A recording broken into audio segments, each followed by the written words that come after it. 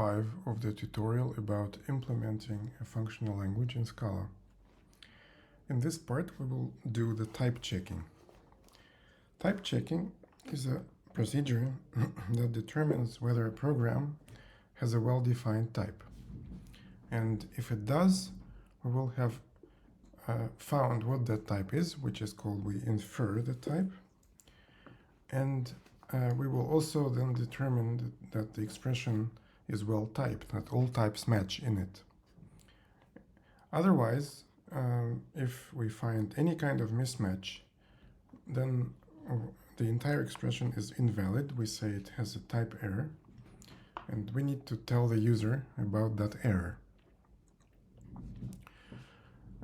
Type checking is necessary before evaluating any expressions, because in µDhall and in Dhall, evaluation is guaranteed to even to terminate or to produce reasonable results only when expressions are well typed. So how do we perform type checking?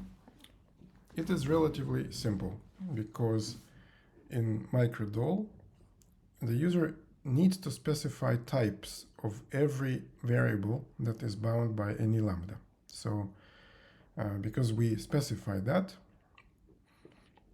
for example, in this expression, we know that x must have type natural when this function will be applied. And we look at this body, and the body has x and then it has y. So we need to know what the type of y is, and if it is a free variable, if it's not defined anywhere, then it's a type error. We cannot type check this expression, and we stop.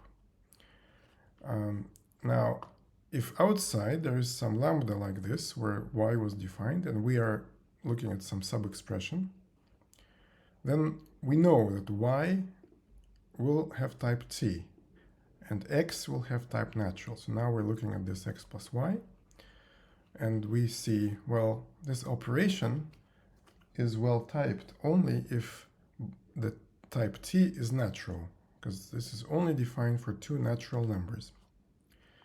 And so we need to compare t and natural. Now, how do we compare?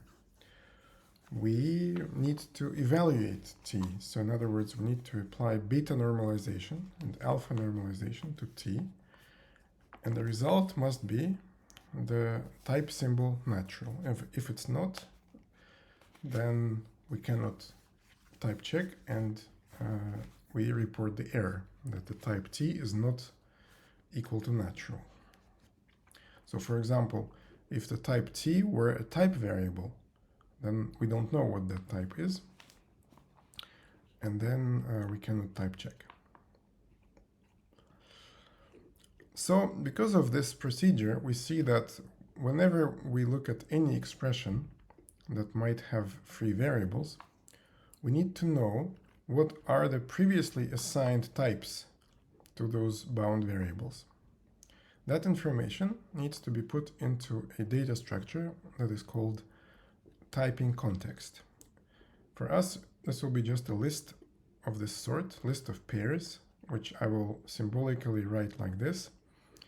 In Scala code, this will be just a list of pairs of variable name and expression.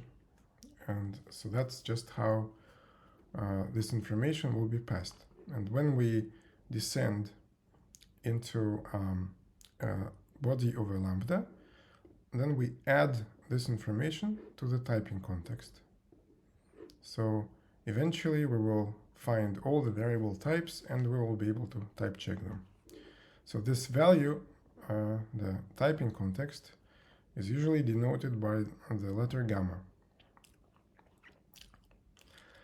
So I'd like to make a comment that this type of algorithm for type checking is called uni-directional. It is unidirectional because the information about types goes only in one direction, from the outside of a function towards its body. So at the head of a function, we define the type of the argument, and this information goes into the type checking of the body. There's no information that goes from the body towards the outside. So here's an example how it could be done differently. Suppose we were able to write like this, which we're not able because we are required to put types on every lambda in µDhall. But suppose we did not have that obligation. Then we could say, well, we know that y is natural, but we don't know what type x is. And we see x plus y. Well, clearly, the user wants that x also should be natural. And then it means that the information from the function body goes back towards the outside and fills in the missing type in here. But this can be done only if we assume that function bodies are always correct, or at least more correct than these annotations. So these annotations are missing, and assuming that the function body is correct, we can sometimes fill them in. Whereas in Dhall, it is required that all the variables are annotated and the function body is not assumed to be correct. So the choice between unidirectional and bidirectional algorithms is in some sense, it's a choice about what is correct, the function body or the function type signature. But of course, it's more of a question of convenience, and also bidirectional type checking algorithms are much more complicated. So to begin with, we will implement here a unidirectional type checking algorithm. And another comment is that, as I just showed, we will sometimes need to compare things and to evaluate things when we do type checking. So type checking actually depends on having beta normalization and alpha normalization to be implemented already. So that's fine because we already implemented beta normalization, and in some systems where you have beta normalization that depends on types, then we will have mutually recursive functions, beta normalization and type checking. But still, even then, it's not a problem because this recursion will terminate. Each subsequent recursive call is always going to be applied to a smaller subexpression, and eventually the recursion will be terminated. So how are we going to specify type checking? We specify that using rules, and the rules are written as proof notation, as we have seen, like these kind of fractions. The denominator says what we want to prove, and the numerator says what we need to prove for that. Now, the typing for us as a programmers will be really a function that takes an expression and returns its type, or returns an error, if there's an error. Another argument of that function must be the typing context, so the list of type assignments to variables. So for us, a type checking is a function that takes an expression, let's say a lowercase t, a typing context, gamma, and returns the type or an error. But in the proof notation, we don't write it as a function. We write it as a relation. That's called a relation between gamma t and capital T, and that relation is called a judgment, a typing judgment. Now we judge that a small t is of type big T, given the typing context gamma. So that's how we understand this terminology. So, and this judgment will hold or it will not hold, depending on T and gamma and so on. But we need to keep in mind that we're going to implement that as a function. So we're going to compute the capital T given lowercase t and gamma. The rules for that computation are going to be written in this proof notation, which is short and It is standard in papers on programming languages. So there's one more comment that I need to make at this point about Dhall and µDhall. In these languages, there is not a really big difference between types and values. There is, of course, a difference because values have types, but types don't have a single value. Each value has a single type. So the relation between types and values is many to one. It's not symmetric.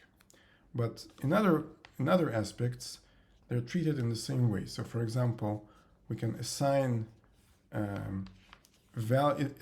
types to a name. So we can say let a equals natural, or you can make functions that return types, and so on. So type expressions are written much in the same way, using symbols like natural or type, and also function types. The function types look like this for all x of some type t, and similarly to function values that are written with lambda. Now, also each type symbol, like natural, also has itself a type. Everything has a type, except for one thing. There's one thing in this language that doesn't have a type, and that is the symbol kind. Sorry, I skipped. Yeah, the symbol kind does not have a type. Everything else has a type. It's not a problem that the symbol doesn't have a type. Rather, it is a safeguard. So the users cannot do anything with this type. And they cannot write functions that take a kind and return a kind or something like this. I mean the symbol kind. So that kind of function wouldn't be very useful, and the language prevents you from writing it because it's not typed, not well typed. So that's not a problem. Everything else has a type. So for instance, the symbol natural has type, and the symbol type has type kind. And you can write things like for all x colon type, or for all x colon kind. You can do that. So nevertheless, types and values can be distinguished, and of course it is not allowed to use types instead of values where that's not appropriate, and the type checking needs to catch that. So when we talk about typing context, this list here, then this is a variable name and this is an expression. It can be any expression really. Type expressions in µDhall can be complicated.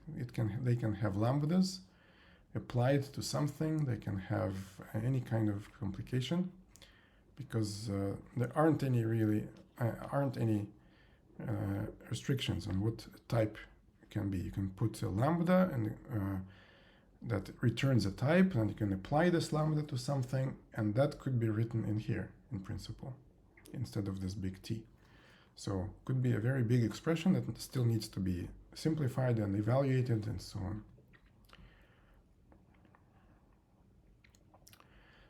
So let's see. So one part of type checking is that the function types are valid. So for example, you cannot write something like this where the type is 123. It's not a type, it's a number. So how do you know that it's not valid? Now we need to have a condition that will check this.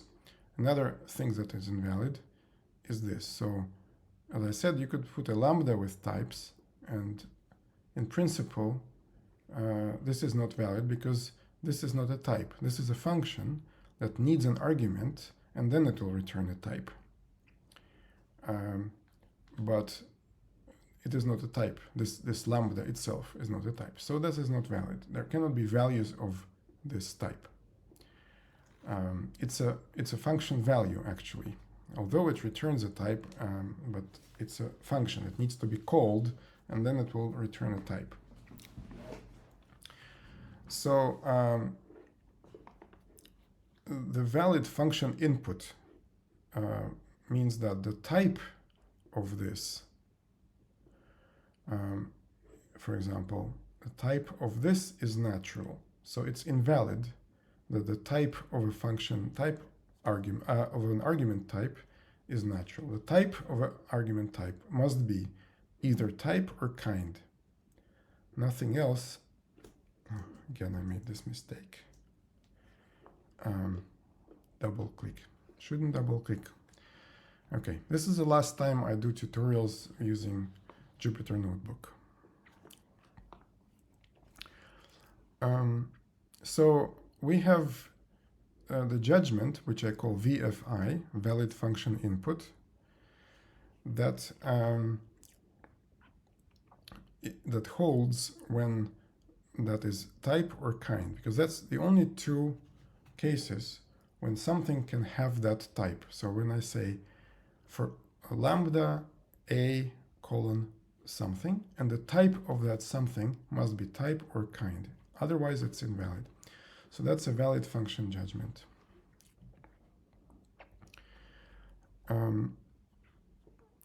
We require that when this is well typed, then A must have type T in the same context gamma, such that VFI of T holds.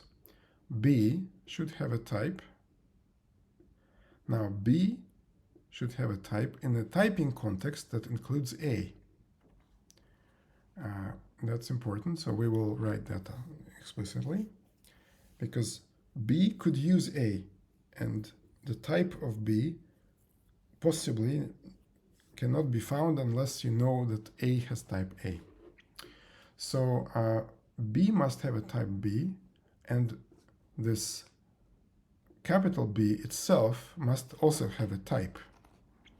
So it cannot be that this capital B is kind, for instance. So that prevents us from doing things that are really confusing and could even break the type system. I will not explain that anymore, but this is really not so easy to understand why this restriction must be that the type of output must exist. It just prevents us from having capital B equal to kind, or anything that has to do with kind. And so that kind of cuts down on the complexity of our code, which one could argue it's a good thing if we are doing a configuration language or a language that shouldn't do things at the type level that's far too abstract. But of course, you could also argue this is unacceptable, this limitation that kind doesn't have a type. So everything should have a type, and if you are going in that direction, then things will become much more complicated. Then you're going in the direction of full dependently typed languages like Agda or Lean or Idris or something like this. So we're not going to go in that direction. So let's write down the typing rules. So here's a simple rule. How do you type a variable x at index 0? Well, you type that if the context gamma contains typing information for x, and the index is where this last variable is. So we're going to add variables as we descend into lambdas. We're going to add to the end of the typing context, and then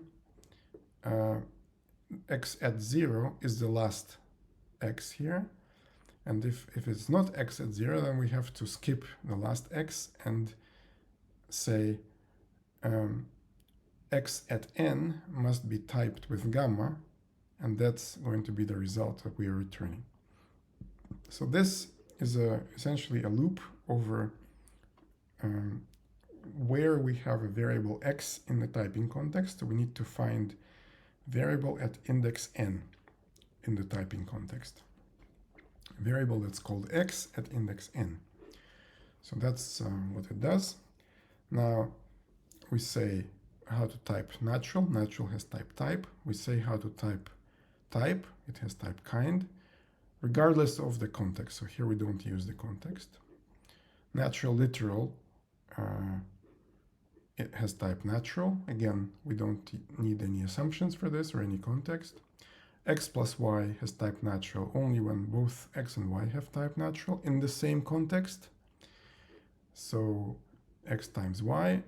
Natural fold has this type. Natural subtract has this type.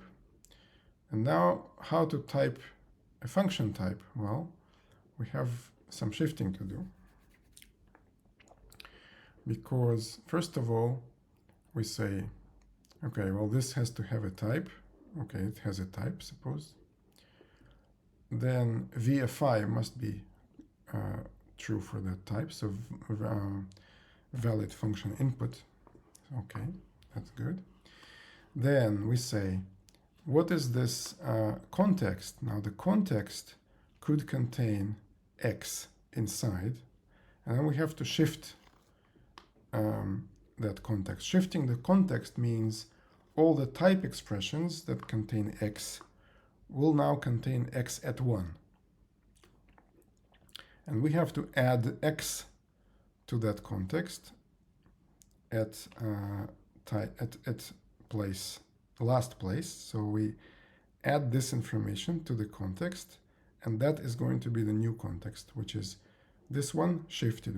We don't shift x, right? We shift the a, and we shift the gamma 0, which has all the other typing assignments. So we shift the type expressions in those assignments because we're going to be under x, and whatever types we're going to decide here need to refer to x as this one, and to other x's must be shifted by 1. And note that a itself cannot refer to x, to this x, but it could refer to other x's which are free in it, and we have to shift them when we type check this. So this is why it is like that. So similarly, if we have a lambda, then we have to shift the context. We have to evaluate the type that we are given here. We need to evaluate.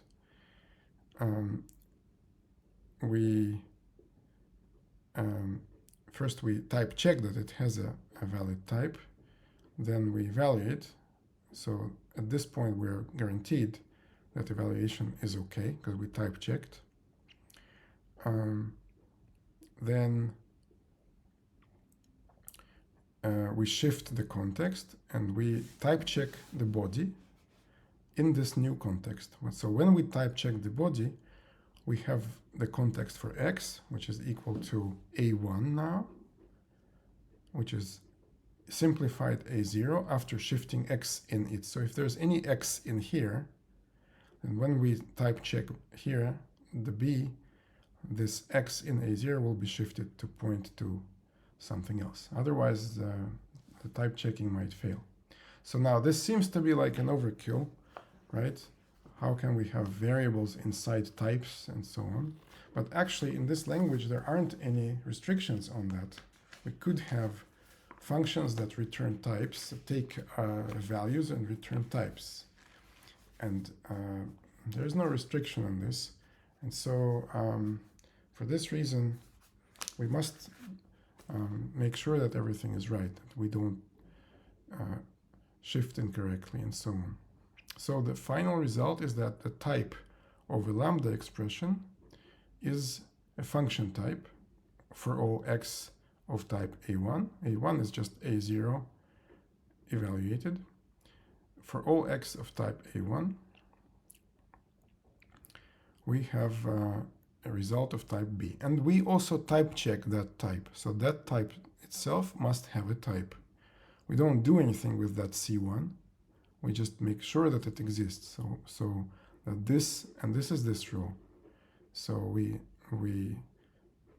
execute VFI then also.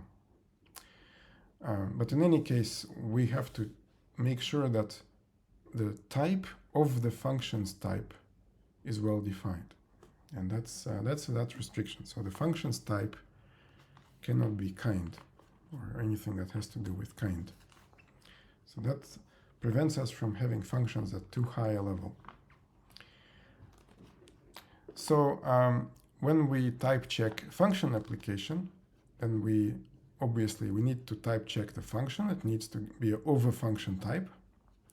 And if not, then everything fails. So this judgment actually says not just to compute the type of function f, but to match it with this pattern, having a0 and b0 in a function type. And if f does not have a function type, then this expression f a0 is not well typed. So to remind you, functions here always have a single argument, right? So all functions have a single argument, and if you need more arguments, you query. So a0 must have type a1. a1 must be equal to the type specified here. So the type of the argument, which we infer in the same typing context, must be equal to the type specified in the function type that we also infer in the typing context. And if they're not equal, then it's a type error. So after that, we need to figure out maybe the type of this function depends on x, because x could be a type variable.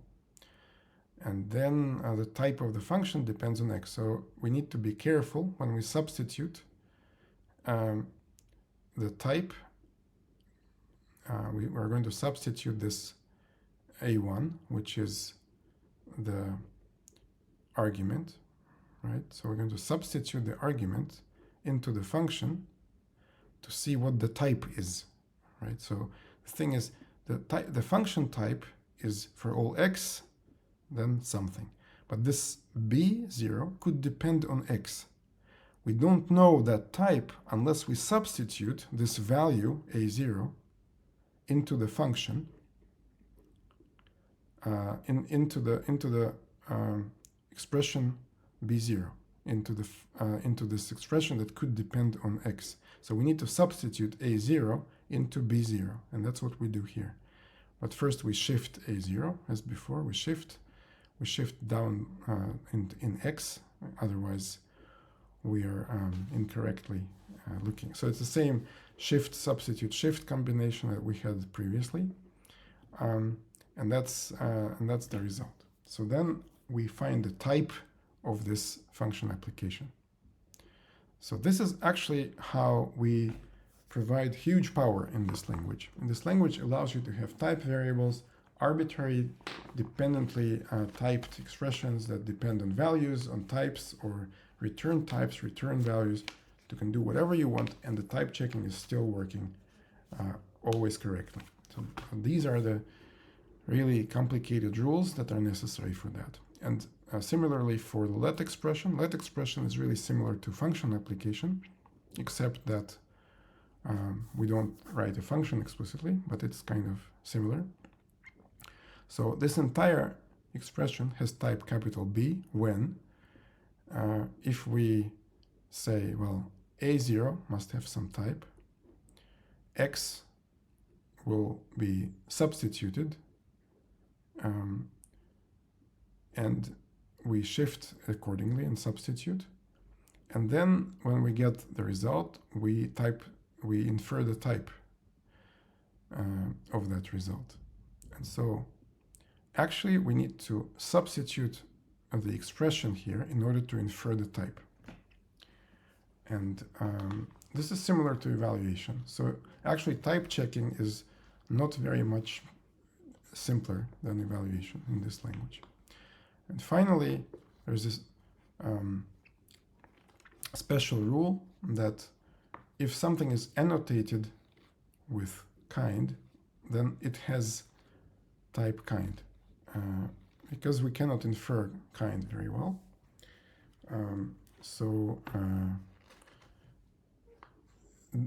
If we didn't have this rule, then something that has type kind wouldn't be itself well typed. This t itself wouldn't be well typed. We couldn't annotate it with annotation kind, because annotation is type checked. Let's see how annotation is type checked. Let's see, where is it? Here. Here is annotation type checked. How does annotation get type checked? We infer the type of the type as the first step. That would fail right away with this because there's no type for kind. Then we infer the type of t, and then we assert that they're equal. So we compare them, and there must be equal. So in other words, the type annotation is valid when the type of t is the same of the t0. And now after evaluation, of course. Now this will fail if we write t colon kind, because kind cannot be type checked. So we add an additional rule, and then t colon kind is accepted by the language. All right, so now after all these rules, we just translate that into code, keeping in mind that most of these are functions. So this is just notation that academic papers like, but we need to look at this notation in terms of functions. So what is given, what is to be computed. So for example, here, this expression is given, gamma is given, and we're computing the type of this expression. In order to compute it, we need to compute this. So we need to compute the type of this expression and make sure it is equal to kind. And if that is so, we return kind in our function. So we'll see how that works. Here, for example, annotated. If type is kind, then we type check the body and require that result of type checking is equal to kind. So how are we going to, let me go back and let's see how we're going to type check. We'll introduce a type for type checking, which is type error, which will be a rich type for errors. So we want to give the user a lot of information about type errors. And the type error will tell the user that in typing context, while type checking this expression, there's a type error with specific sub-expression, and the message is given. So this is going to be the rich error reporting. The VFI, it's very easy. It returns true for type and kind symbols, otherwise returns false. Require equal, now that we know, it's just a equality, and we return the right or return the left. So what are these right and left? We're going to return an either of type error or expression. So we either return left of this, or we return the type as a µDhall expression, the type of this, given the gamma, so given the typing context. So this is the function we're going to implement now. We match on the target expression. If it's a variable, then we need to see that this variable is in the typing context. Otherwise, we cannot type it. So if the typing context is empty, we cannot type it. And if we find it, then we know the type. If we didn't find it, then it's an error. So eventually we will get to an error.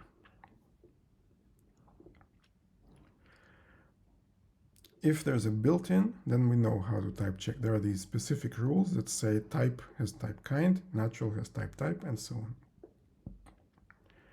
So we use our DSL to build these complicated expressions for natural fold and natural subtract types. But in principle, these are just case classes. We're just building them a little faster. For binary operations, we need to have both L and R natural. So we use here type check for L, type check for R, and we require equal both of them to natural. And if all of that is true, then we say good, we return natural. Otherwise, we'll return error. So in this way, we very quickly write the type checking. Every time on the first error, we just stop. Annotation, we do a special case for kind, and otherwise we have to check that body and type have equal types. So type has a type, body has a type T1, and type T1 equals to the given type. Then now going to the for all. The type of for all is type usually, but if the body returns itself a type, then the type of for all is going to be kind. So essentially the type of for all, let's go to the rule. The type of for all is this O, which is the type of B. So whatever the type it returns, of what it returns, that's the type of the entire for all. And this is a special thing because for example, this is a function type, so the type of it is type. If this were to return a type instead of a value, then the type of it would have been kind. So that for this reason, this rule is simpler, much simpler than the rule for lambda or let.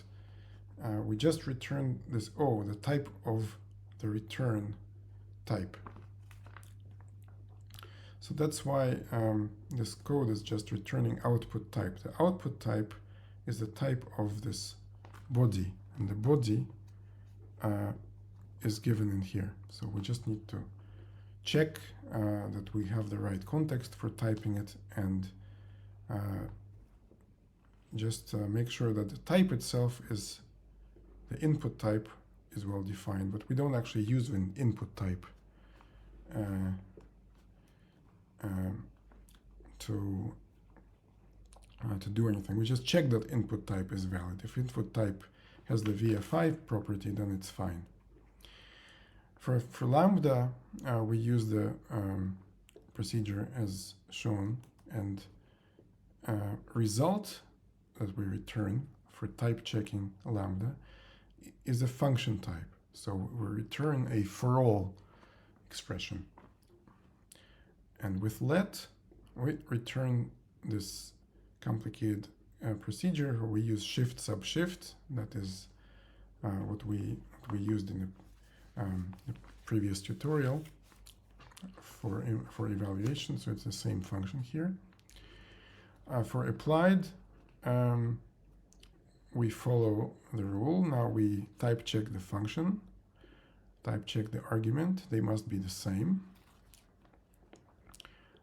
If the function type is a for all, then we continue. Otherwise, it's an error. Then we require that these are equal, and then we do a shift sub shift, and that's the result. So if none of these rules match, then it's an error.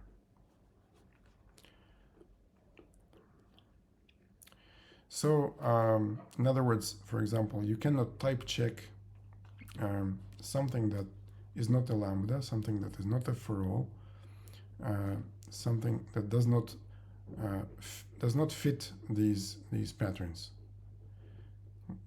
These patterns cover pretty much everything, but some of the things they might not cover, and then it's an error. So finally, we implement extension methods so that we can do infer type and safe normalize. So safe normalize first in first type and then does a beta normalize. And then third type will throw an exception. This is just for our convenience. And finally, there are some tests, so we can infer types. And you see the types are going to be sometimes in normal form, sometimes not. It doesn't really matter. The types are always going to be generated like this. So for instance, the type of this is natural. The type of, and we haven't computed the result. We just type checked, right? So this is a function from natural to natural. This is a function from natural to natural. This is also a function. And this, for example, is a type error.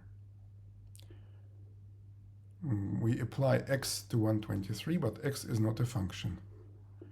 And so you see the error message. In typing context where x is known to be natural, while type checking the expression x123, type error with x. Only functions can be applied to arguments, but got a value of type natural. So then it tells you that x is a value of type natural and not a function, and that's an error. So this is the kind of very informative type checking errors that we're going to report. So this concludes the part 5 of the tutorial.